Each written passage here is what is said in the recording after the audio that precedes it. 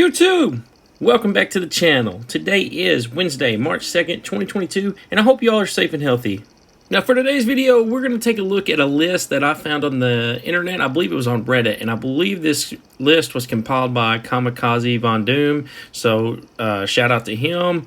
Credit where credit is due. If it is somebody else, I do apologize. Leave me a comment if you do know who posted this list. I just happened to find it. I'm going to go over the list and the things that I would like to see. Most people are saying that this game is dead. I don't think the game is dead. If you play, the DZ is still full. There's still people in conflict. So it's very much alive, but I feel like this next update is going to be the make or break. If Massive does not come out with some good stuff, we could see the end of the game. So we're going to talk about these changes over some conflict gameplay, so I hope you guys enjoy the video. Okay, so the way that this list is set up, it's set up by subsections or by categories. So for the first categories, we're going to be talking about loadouts. And the first one says, allow the option to move a loadout up and down your list. That would be very useful. And then the next one says, keep the specialization set up per loadout. Currently, any change will affect all loadout builds, even if you change one part of the specialization for one build. Yeah, so I completely agree with both of these. These seem like really small fixes, but they are super frustrating to deal with. So I feel like these small fixes can go a long way. The second category mentioned is for specializations. It says, after completing the specialization tree, allow the grenades to be unlocked across the board. If you have all specializations maxed out, you should be able to use any grenade with any build. I completely agree with this. I would love to see them go back to the grenade wheel from Division 1. If it's not broke, don't fix it, right? The next bullet says, allow the named weapons and gear locked behind the specialization research to be obtained another way. Up to you on how you do this. Now, sure, I guess I have completed everything, so I don't really care on this. I will say, though, the apparel outfits that come, I wish you could wear piece by piece. It really doesn't make sense that you have to wear the complete outfit. That's just something small, but this is going to lead us into the next section where we're going to talk about apparel. The first thing listed says allow textiles to be converted to premium credits. This allows the user that has all apparel items to purchase the named skins for weapons and specialization. I would love for them to do that. I've got millions of textiles, as so does everybody else. They're pretty much useless. They've kind of let that just die. But they're definitely not going to do that just because they're going to lose money. And even though the game's 2 years old, they're definitely not going to do that because they don't want to lose money. But yeah, I would love for them to make the textiles and stuff useful. I have a couple masks that I'm missing. I would love to have those masks. So yeah, I would love to see something done with the textiles and the apparel on that end. Moving on to the second bullet under apparel, says enable an apparel dye that is available for purchase with textiles.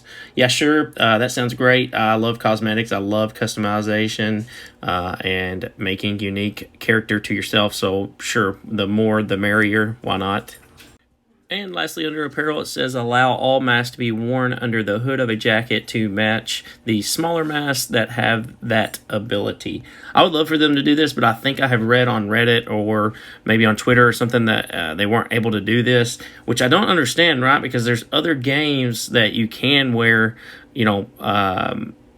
hoods with your mask, and then, even in this game, there's guys that wear hoods with masks. So I really don't understand that. It's 2022. Come on, Massive, make it happen.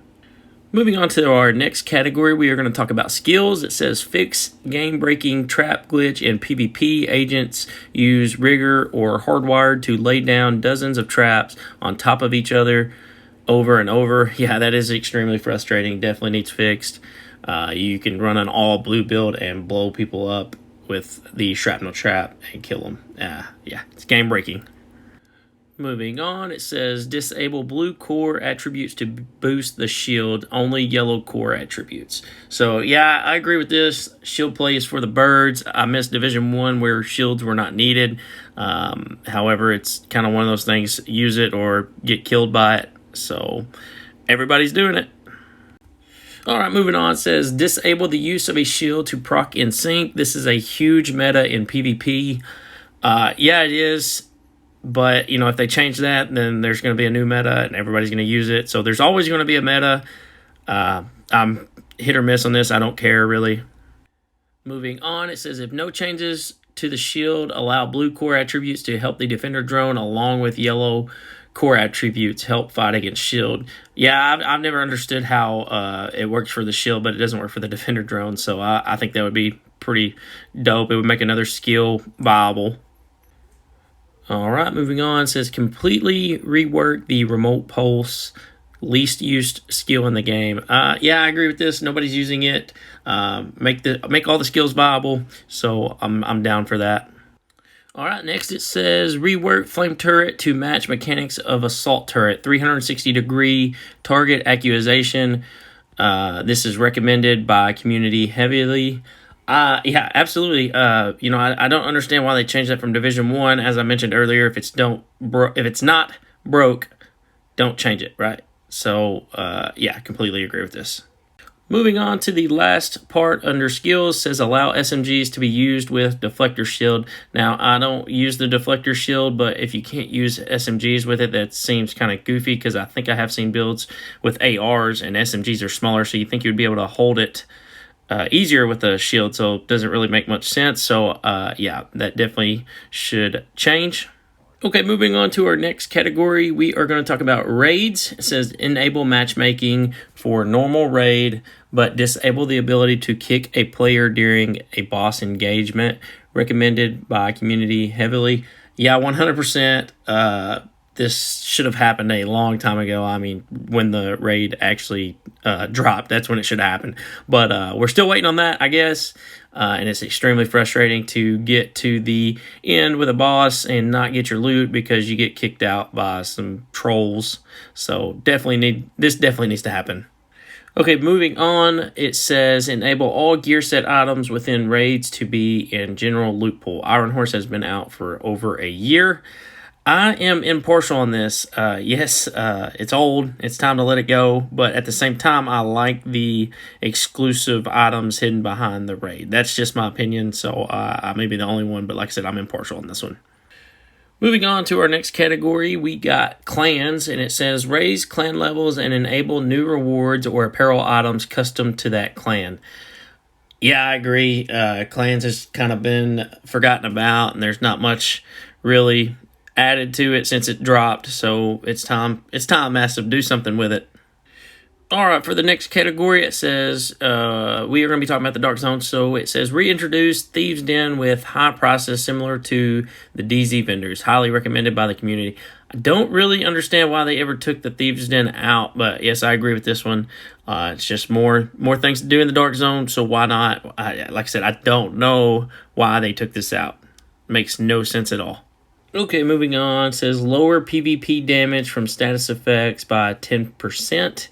Yes, status effects and skills are so annoying. I want gunplay. They're in the game, I get it, but man, they are so frustrating. Moving on, it says to add more apparel exclusive items to the Dark Zone. I would love this. They are not going to do this because the PvE fan base would cry. They literally cater to those guys, and they would cry, I'm going to go to the Dark Zone to get an outfit. Yeah, it's not happening. I would love for it to, but it's definitely not happening. Okay, for the next category, we are going to talk about conflict. Do not get me on my pedestal on conflict. The first one says dramatically increase the XP from conflict to SHD XP. I have over 3,100 games of conflict played, but my SHD level is only 1,700 from PvE and DZ. Another highly recommended change. Yeah, man, a conflict is so frustrating that you get nothing, man. It was just a piss poor PvP thrown together. Yes, this will keep the PvP fan base, occupied. It's just piss poor game mode. They threw together. They've done nothing with, and it's just so frustrating. Secondly, under conflict, it says add more apparel exclusives to conflict. Yes, I love apparel items, so sure, why not? Moving on to the next category, we have gear talents. It says rework the least used gear talents to promote more build diversity, including tag team, mad bomber, reassigned, entrench, overclock, leadership, and clutch. Yeah, that'd be dope. I would love to see more build diversity. Nextly, we have weapon talents. It says rework the least used weapon talents to promote more build diversity, including perpetuation, overwhelm, savage, and in sync due to in sync shield meta. Yeah, I would love to see more.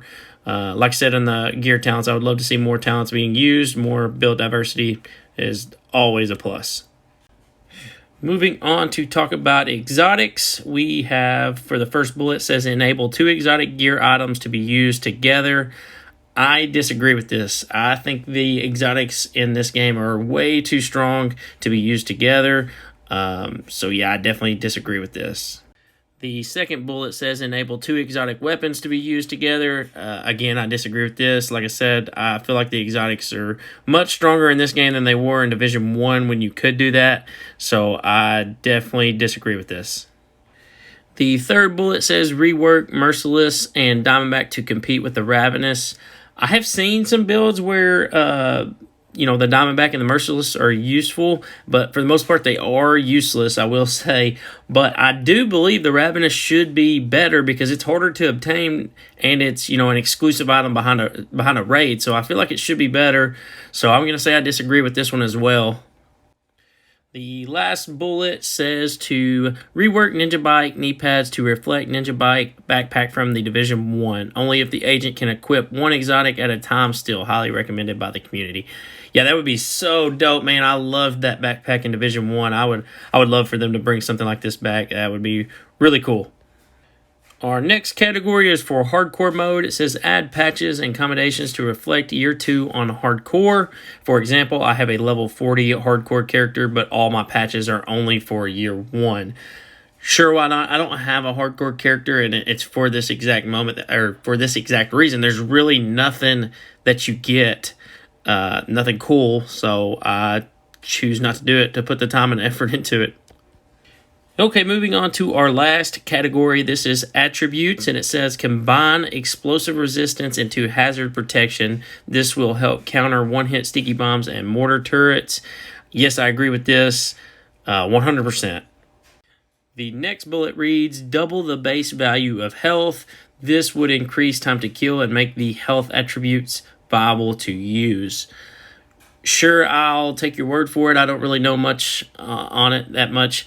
But sure, I'll take your word. I think that would make it work more like Division 1 did, which would be nice.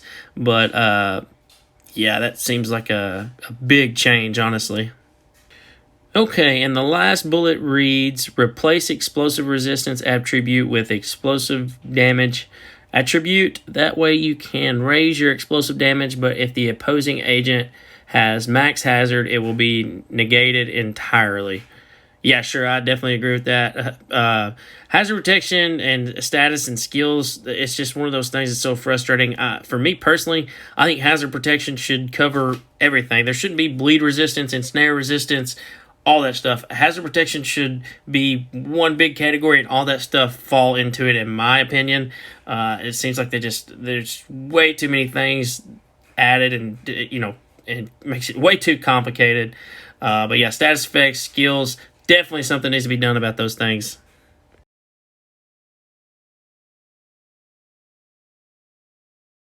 Okay, guys, that's going to do it for today's video. I hope you guys enjoyed the gameplay and the content. Like I said, this list was compiled by Kamikaze Von Doom, so y'all be sure to check out his channel.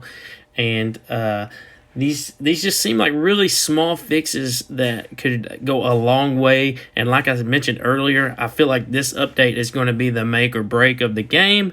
So hopefully Massive has big plans and can keep the game going. Guys, be sure to leave me a like and comment what you would like to see or what your favorite thing on the list was. And we will see you guys in the next video.